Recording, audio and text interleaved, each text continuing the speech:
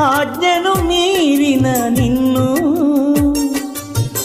సమాధిలోనికి పోనీయక, పాపము చేసిన నిన్ను తన సన్నిధిలో నుండి త్రోసివేయక,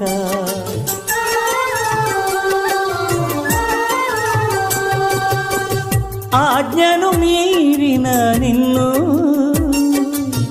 సమాధిలోనికి పోనీయక, పాపము చేసిన నిన్ను తన సన్నిధిలో నుండి త్రోసివేయక, కరుణా కటాక్షము కిరీటముగా చేసి, కరుణా కటాక్షము కిరీటముగా చేసి నన్ను మరణించి నిన్ను బ్రతికించే మనసా తెలుసా.